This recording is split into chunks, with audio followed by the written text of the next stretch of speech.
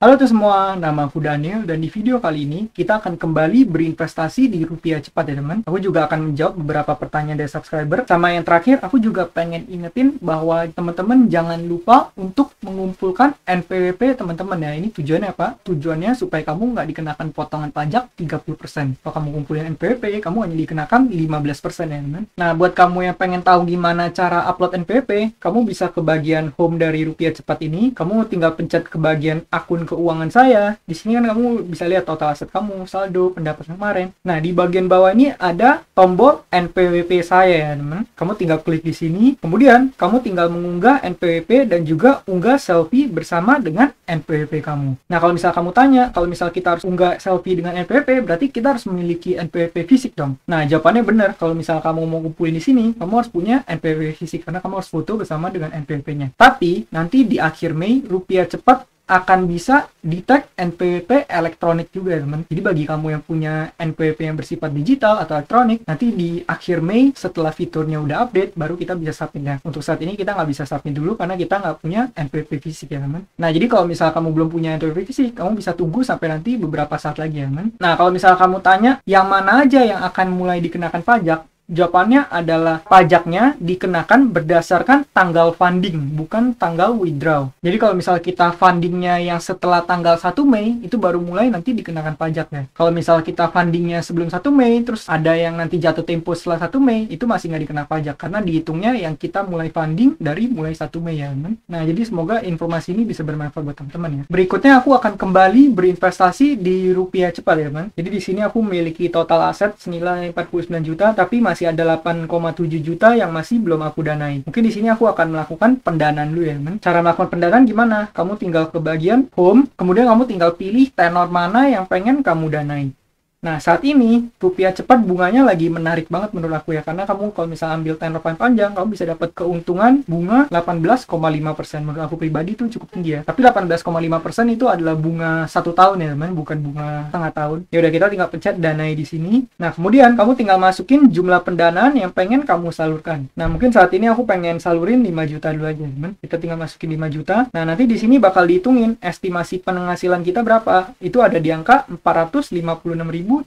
Tapi kita bakal dipotong pajak 30% ya. Karena aku masih belum submit NPWP ku. Nanti kalau misalnya udah disubmit, baru potongannya menjadi 15% ya, teman. Kalau misalnya kamu pengen mendanai dengan total semua uang kamu tinggal bisa klik ke bagian semua ini. Nah, satu hal yang perlu aku ingetin juga, kalau mau mendanai rupiah cepat nih harus kelipatan 10.000 ya, teman. Jadi kalau kamu mendanai misalnya 15.000 itu nggak bisa, teman. Kita contoh ya, misalnya kita mendanai 5 juta 5.000. Tuh nggak bisa ya, teman. Kalau misalnya kita danai 5 juta 10.000, nah ini masih bisa ya, teman. Ya udah, di sini aku bakal danain 5 juta aja ya, teman. Ini bunga yang kita dapat nanti 456.000, tapi bakal dikenakan potongan pajak. Kita tinggal pencet beri pinjaman di sini. Kemudian di sini ada jumlah pendanaan, tanggal pendanaan, estimasi pendapatan, pastikan semua udah benar. Kemudian kamu tinggal pencet konfirmasi pendanaan. Nah, kalau misalnya kamu pencet kembali, di sini pendanaan udah berhasil ya. Kalau misalnya kita lihat riwayat pendanaan, di sini aku udah mendanai sebanyak 5 juta. Dan kalau misalnya kita cek, sekarang saldoku udah berkurang ya, teman. Tadi 8,7, sekarang 3,7. Jadi gitu, teman, cara untuk mendanai di rupiah cepat ini. Nah, berikutnya aku pengen menjawab beberapa pertanyaan dari teman-teman. Yang pertama dari Kak Biak Laman, apakah kita yang nagihnya, Gan? Nah, jadi teman-teman, yang namanya P2P lending itu mereka menjadi penjembatan antara orang yang butuh dana dengan orang yang punya dana lebih. Jadi, tugas kita kalau kita pengen menjadi lender, kita hanya menyalurkan dana kita untuk masalah nanti kredit scoringnya, masalah untuk penagihan kembalinya, pelunasannya, itu kan dari pihak lain. Kita hanya menyalurkan dana dan kita menunggu kalau misalnya nanti dana kita bakal kembali beserta dengan bunganya atau return hasil investasi kita. Jadi kalau misalnya ditanya apakah kita nagih atau enggak, jawabannya kita nggak nagih, karena kita cuma taruh uang, nanti pihak rupiah cepat yang akan melakukan penagihan, melakukan kredit scoring, dan segala macamnya yang berkaitan dengan itu. Kita hanya mendanai, kemudian paling nanti ada biaya-biayanya seperti biaya admin, ya itu yang nanti menjadi keuntungan bagi rupiah cepat. Dan juga rupiah cepat pasti memiliki spread ya, teman, sama cara kerjanya seperti bank. Bank itu sistem bisnisnya adalah dia mendapatkan bunga dan juga dia membayarkan bunga, namun bunga yang dia bayar lebih kecil ketimbang dengan total bunga yang dia dapatkan. Spreadnya itu yang menjadi keuntungan dari sebuah bank ya, teman. Nah, jadi semoga terjawab ya buat Kak Biak Laman. Kemudian dari Rafaela Mobaka, apakah pinjaman di rupiah cepat mempengaruhi pendanaan? Misal nggak jadi pinjam hanya sampai di TT TTD elektronik saja, tapi belum di TTD. Apakah pengaruh ke pendanaan juga rupiah cepat? Nah, kalau ini aku kurang yakin ya. Kalau misalnya untuk hal ini, ada baiknya kamu tanyakan ke RM. Tapi kalau menurut aku pribadi, sepertinya sih nggak ngaruh ya, teman. Karena kalau misalnya apapun itu, kalau kamu belum tanda tangan, ya artinya itu belum diproses dan juga belum berhasil. Tapi kalau misalnya saran aku pribadi, kalau misal kamu mau melakukan pinjaman, sebaiknya jangan di platform P2P lending seperti ini. Karena itu bunganya juga lumayan ya, teman. Satu hal yang aku tekankan selalu kepada subscriberku adalah kita jangan memiliki mindset untuk meminjam, tapi kita menjadi seorang yang meminjamkan uang kita. Karena kalau misalnya kita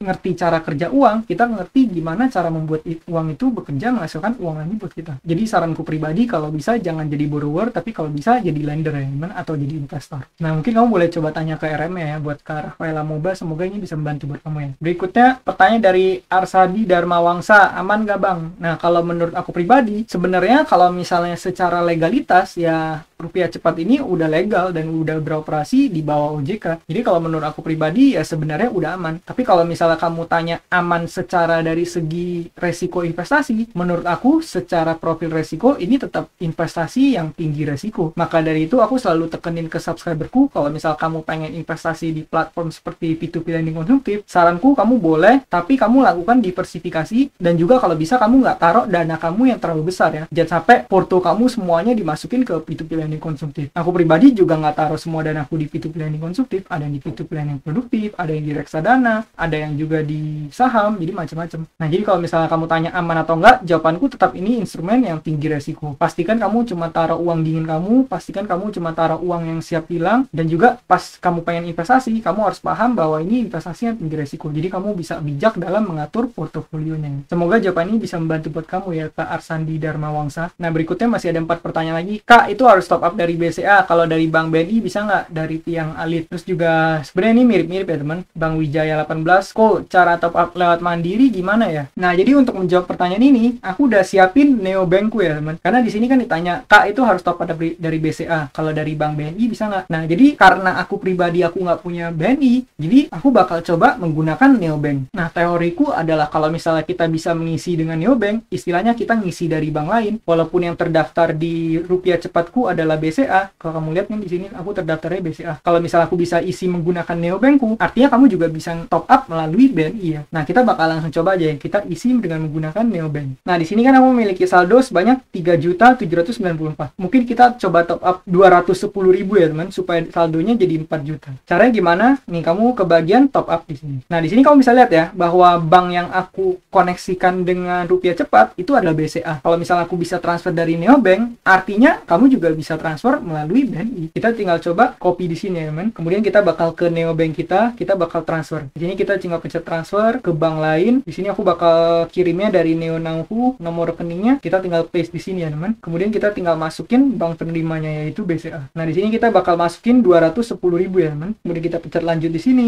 Berikutnya kita tinggal pencet konfirmasi transfer. Kemudian kita masukkan PIN kita seperti biasa. Transfer berhasil. Kita tinggal pencet selesai di sini. Sekarang saldoku udah berkurang 210.000. Kalau misalnya kita ke rupiah cepatnya, nah sekarang saldo kita udah menjadi 4 juta ya teman-teman. Yang artinya kita bisa melakukan top up dari rekening bank lain walaupun kita daftarinnya dari BCA. Aku pribadi menggunakan BCA, tapi aku bisa isi menggunakan neobanknya. Nah, tapi tetap perlu kamu ingat, kamu tetap bakal dikenakan biaya, dimana kalau kita mau ngisi rupiah cepat selalu kena 2.750. Jadi kalau kamu misalnya pengen danain 1 juta, ya kamu masukinnya 1.250.000 gitu ya buat Kak Tiang Alit. Semoga bisa membantu. Nah, kalau misalnya buat cara top up lewat Mandiri, aku pribadi aku nggak tahu karena aku nggak menggunakan Mandiri ya. Tapi yang pastinya dari pembuktian kali ini kita bisa buktikan bahwa kamu juga bisa mengisi dari bank lain. Nggak harus dari bank yang kamu koneksikan di sini ya teman. Nanti kalau misalnya aku udah coba daftar Bank Mandiri, nanti aku bakal update lagi di channel ini ya teman. Jadi bagi yang belum subscribe, kamu boleh subscribe dulu. Semoga membantu buat kamu ya Bank Wijaya 18. Berikutnya dari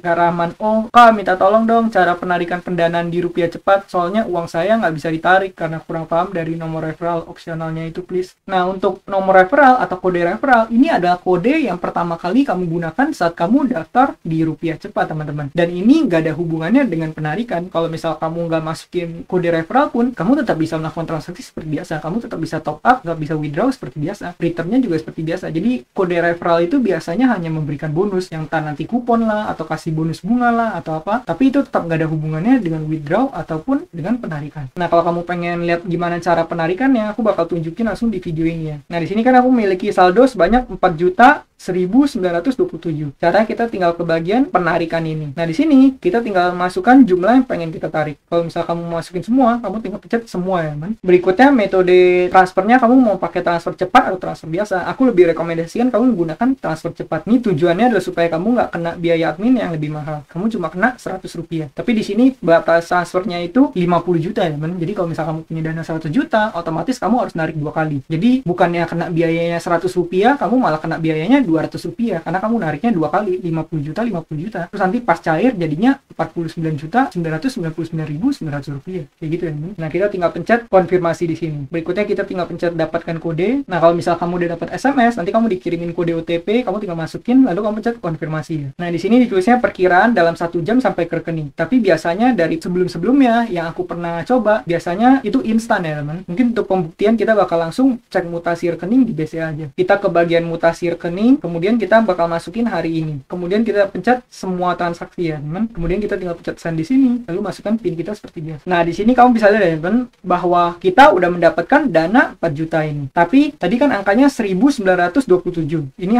angkanya hanya 1.827. Yang artinya kita dikenakan potongan Rp100. Jadi gitu ya buat cara melakukan penarikan di Rupiah Cepat. Semoga ini bisa membantu kamu ya, Kak Rahman. Oh, kalau misalnya ada pertanyaan lagi, kamu bisa tulis di kolom komentar, nanti aku bantu jawab. Aku tahu jawabannya. Berikutnya pertanyaan terakhir yang aku pengen jawab dari Kak Handoko Bultang. Rupiah Cepat ada asuransi kah? Nah, jadi ini merupakan salah satu kelemahan dari Rupiah Cepat, yaitu Rupiah Cepat masih belum ada asuransi ya. Jadi walau gimana pun, walaupun misalnya TKB-nya udah bagus, performanya juga oke, dari aplikasi juga oke, tetap aku kategorikan ini merupakan investasi yang tinggi resiko. Walaupun secara legalitas emang legal, tapi secara profil resiko ini tetap tinggi resiko. Kita nggak tahu nanti kalau kedepannya bakal ada diasuransikan atau enggak. Kita hanya bisa berharap yang terbaik. Dan yang pastinya kalau kamu pengen investasi ini, pastikan kamu hanya menggunakan dana dingin, kamu lakukan diversifikasi, dan juga jangan taruh sebagian besar dari portofolio kamu. Semoga ini bisa menjawab buat kamu ya, Handoko Bultang. Nah, jadi mungkin sampai di sini aja jawaban-jawabanku mengenai pertanyaan dari para subscriber. Masih ada banyak pertanyaan lagi, nanti aku bakal bikin di video-video berikutnya, teman, supaya videonya nggak kepanjangan. Nah, bagi kamu yang baru mulai investasi, kamu bisa menggunakan kode referral yang udah aku sebar di kolom deskripsi. Aku udah tulisin lengkapnya, dan di sebelah kanannya aku tulisin kamu dapat bonus apa aja, teman. Sekian video dari aku, semoga video ini bermanfaat. Dan akhir kata, jangan lupa untuk selalu invest. Sampai jumpa di video berikutnya. Bye.